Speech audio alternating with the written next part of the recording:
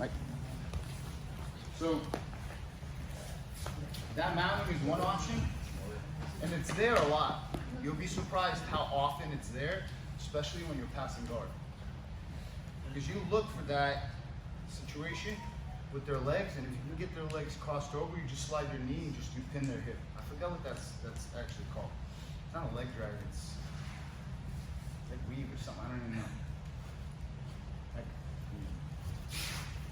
For example, as I'm passing here, just go right here.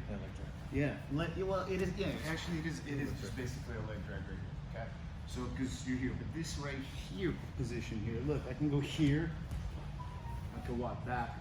Okay, I can get here, and I'll block him from rolling back. He may want to start working his legs in right here. I keep this right here.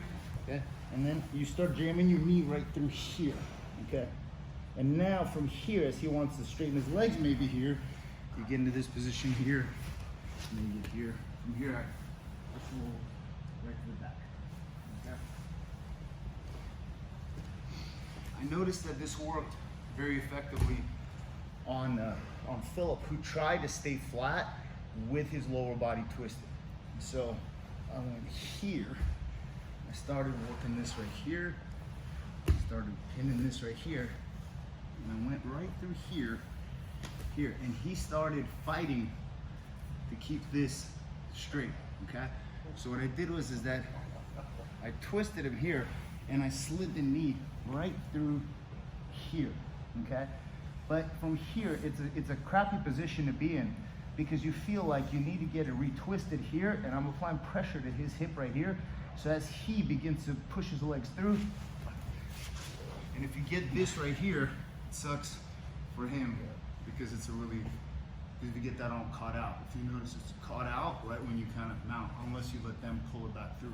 So oftentimes, this arm, as you're here and you're here, he doesn't feel that right arm is threatened, and my left knee wedges right here. So like my right knee with my right elbow here, and then I'm pulling here, you're here. And also the fist works too. So you're here. And now, see, as the right arm is caught out, okay, I'm not gonna let him bring it back through. So I'm gonna think whether I mount using option 1 right here, or I'm gonna mount using this option here. I'm gonna keep that left elbow, left knee connected, so that as he's pushing his legs through here, and I get this mount here, you have that control here. You already have that arm, or whatever it may be, already isolated here.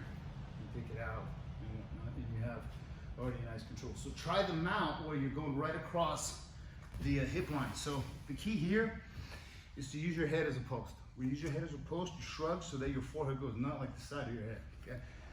So we're here, hook here, and I walk that right elbow, right knee connection, and I want to have my left rib hip more on his chest. So I'm rolling because I can hear him making action sounds. Very good, excellent. Like black belt quality action sounds like Philip does, okay?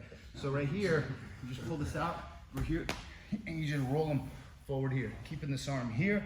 Now the key here, rolling on my left hip so that my right knee can get right to the mat and my forehead goes here. My left elbow, left knee are connected. He's probably not gonna want his legs like this. Yes, right here, and immediately here. Even if he, right here, pulls this arm out, you still have an arm lock because you catch it with the right arm, okay? And then from here, you should hear, however you wanna do it, it doesn't really matter. I wanna go over the triangle, but it's gonna be too much. But for now, this right here is a great option. If he's real deep to defend it right here, okay? You always have the arm raiser here. My objective is just to control right here.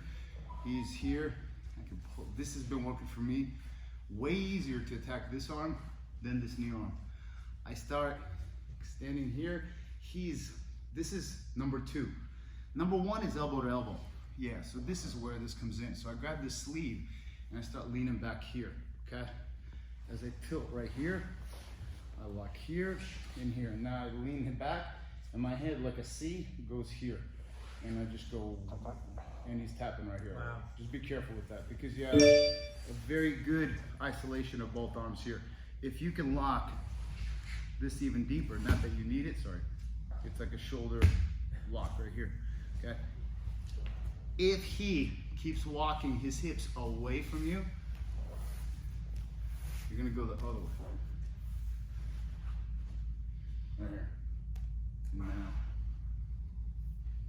Because one hand can't defend the other. And it's easier to extend the forearm than it is with the knee arm. All right? So try it out, guys. 1, 2, 3.